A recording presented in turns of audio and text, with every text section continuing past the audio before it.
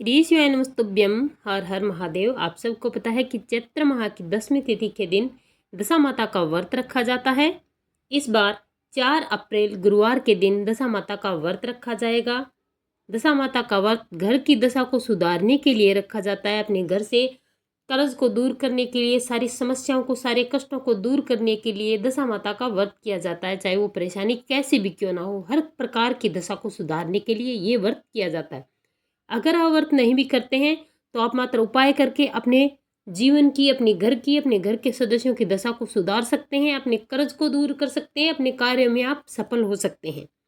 पूज्य गुरुदेव जी की कथा से सुन करके, समझ करके आपको समझाने का पूरा प्रयास करूंगा। परंतु उससे पहले अगर आप महादेव के सच्चे भक्त हैं तो चैनल को सब्सक्राइब करके कमेंट बॉक्स में हर हर महादेव जरूर लिखें और वीडियो को लाइक करना और शेयर करना ना भूलें।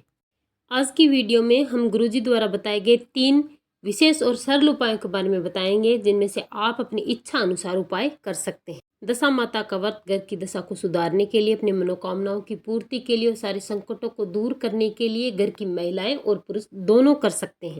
शास्त्रों में इसके व्रत का विधान बताया गया है। बहुत ही सरल इस व्रत को, बहुत ही विशेष इस व्रत को बताया गया है और इसकी पूजा विधि बहुत ही सरल होती है और इसके उपाय भी बहुत ही सरल होते हैं, परंतु इसके फायदे अनगिनत होते हैं।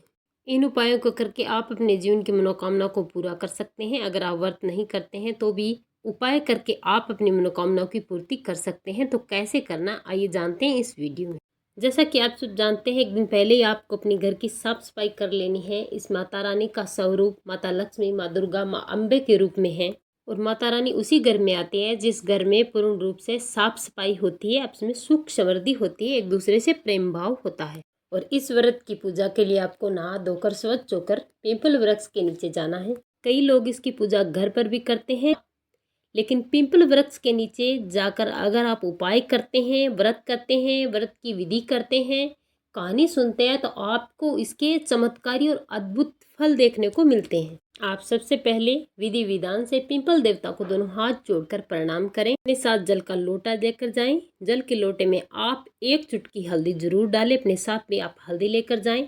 आपको कच्चा सूत का धागा लेना है। इसी के साथ आपको गेहूं के दाने लेने हैं, अगरबत्ती लेनी है, 1 रुपए का सिक्का भी लेना है, रोली मोली लेनी है और मेहंदी लेनी है, चावल के दाने, अक्षत लेने हैं। इसी के साथ आपको एक लंबी बाती का आटे का दीपक लेकर जाना है। ध्यान रखें, दीपक बनाते समय आपको आटे में नमक नहीं डालना है। सादे आटे से आप आटे का एक लंबी बाती का दीपक बनाएं और उसमें गाय माता का घी डालें। निरंतर पीपल देवता का ध्यान करते हुए आपको 1 लोटा सो जल पीपल देवता की पेड़ की जड़ में आपको समर्पित कर देना है। ओम नमो भगवते वासुदेवाय मंत्र का निरंतर जाप करते हुए 1 लोटा जल समर्पित करने के बाद आप थोड़ी सी हल्दी डालकर भगवान को प्रणाम करें। इसके बाद वहां पर बैठे, जो भी विधि विधान से आप वहां पर बैठकर अपनी पूजा को संपन्न करें। दशा माता का आह्वान करें, व्रत का संकल्प करें, दशा माता से प्रार्थना करें कि मैं घर की दशा सुधारने के लिए, अपनी मनोकामना की पूर्ति के लिए आपका व्रत करने जा रही हूँ, इसे स्वीकार करें। अगर कोई गलती हो तो माफ करें। और आप अपने साथ जो कच्चा सूत का धागा लेकर आए, उस धागे को आप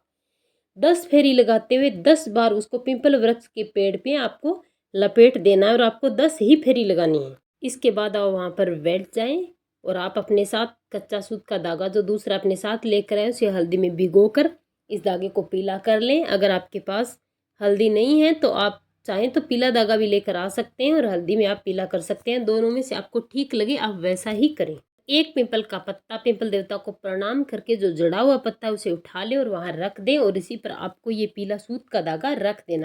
पीपल का पत्ता रखकर आपको उस पर हल्दी से स्वास्तिक बनाना और स्वास्तिक बनाने के बाद ही आपको इस पीले धागे को, इस स्वास्तिक और इस पत्ते पर रख देना। परंतु ध्यान रखिए, जो आप कच्चे सूत का धागा ले वो आपको 10 तार का धागा लेना और उसमें 10 गांठें ही आपको माता को प्रणाम करके लगानी है, माता का स्मरण करते हुए। इस धागे को 1 साल तक गले में धारण किया जाता है। इस पर धूप दीप नैवेद्य समर्पित करें, अक्षत समर्पित करें। पीपल वृक्ष में आपको 10 टिक्की हल्दी की, 10 टिक्की मेहंदी की और 10 टिक्की कुमकुम की आपको लगानी होगी।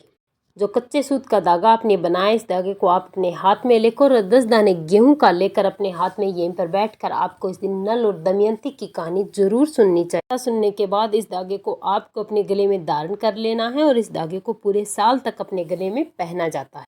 पूरे वर्ष ये धागा दुख, दरिद्रता, रोग, शोक का नाश करने वाला होता है। इसी के साथ ही आपको इसी दिन पिंपल वृक्ष की जड़ में थोड़ी सी हल्दी समर्पित करनी है और उसी पिंपल वृक्ष की जड़ से आपको मिट्टी और थोड़ी सी हल्दी मिलाकर लानी है और इसी से आपको अपने हाथ से 10 छापे अपने घर के मुख्य द्वार पर आपको लगा देने हैं। इस दिन गेहूं का भोजन नहीं किया जाता है, नमक इत्यादि नहीं खाया जाता, लहसुन प्याज का सेवन इस दिन नहीं किया जाता। या तो आप गेहूं का हलवा बना लीजिए या फिर गेहूं के आटे या फिर गेहूं से संबंधित कोई भी चीज़ आप बना सकते हैं। आप सभी को क्या करना होगा अपने घर की दशा सुधारने के लिए और माता लक्ष्मी और श्री हरि का आशीर्वाद प्राप्त करने के लिए, ग्रह की दशा को सुधारने के लिए जितना भी 1 किलो 10 किलो जितना भी आप 1 क्विंटल जितना भी आपका सामर्थ्य है उतना गेहूं और 1 नमक की थैली। इस व्रत में नमक नहीं खाया जाता लेकिन दान जरूर किया जाता है। इस व्रत में दान की बहुत ही महिमा है, तो आपकी श्रद्धा अनुसार आप इस दिन गेहूं और नमक का दान जरूर करें, जो बहुत ही सर्वश्रेष्ठ होता है। ये दान कहीं नहीं जाता, आपके खाते में जुड़ जाता है। ये दान आप किसी ब्राह्मण परिवार को दे सकते हैं, आप किसी गरीब को दे सकते हैं, किसी सौभाग्यवती महिला को दे सकते हैं और आप गौशाला में भी दान कर सकते हैं। जितना सामर्थ्य हो उतना दान आप जरूर करें। सब कुछ दिया लिया कहा सुना किया कराया जा सकता है लेकिन दान कभी कहीं नहीं जाता। इससे आपकी बिगड़ी हुई ग्रह दशा सुधर जाती है। माता का आशीर्वाद और कृपा आपको इस दान से प्राप्त होता है। दशा माता के डोरे का और हल्दी का बहुत ही आसान सा उपाय है। अगर आप इस डोरे को वर्ष भर अपने गले में नहीं पहन सकते तो आप अपने घर के मंदिर में या आप अपने घर की तिजोरी में से छुपाकर रख सकते हैं पूरे 1 साल तक। और इस दिन दशा माता के श्रृंगार की जो सामग्री होती है वो आटे से बनाई जाती है। हर क्षेत्र में अलग अलग प्रकार से ये दान किया जाता है, ये व्रत किया जाता है। पूजा की विधि विधान अलग अलग प्रकार से हैं, तो आप इसे जरूर करें। ज़्यादा ना हो सके तो थोड़ी सी श्रृंगार की सामग्री आप जरूर बनाएं। और अगर आप श्रृंगार की सामग्री नहीं बना सकते तो आप रेडीमेड सामान जैसे चूड़ी, बिंदी, मांग, मेहंदी, जो भी सामान होती है, चुनरी, वो सारी चीज़ें ला कर जितनी भी सामर्थ्य हो उतनी आप दान में दे सकते हैं। तो ये थे दशा माता के सरल उपाय, डोरे वाले, हल्दी वाले। इतने ही उपाय होते हैं, दशा माता के से ज़्यादा उपाय नहीं किए जाते।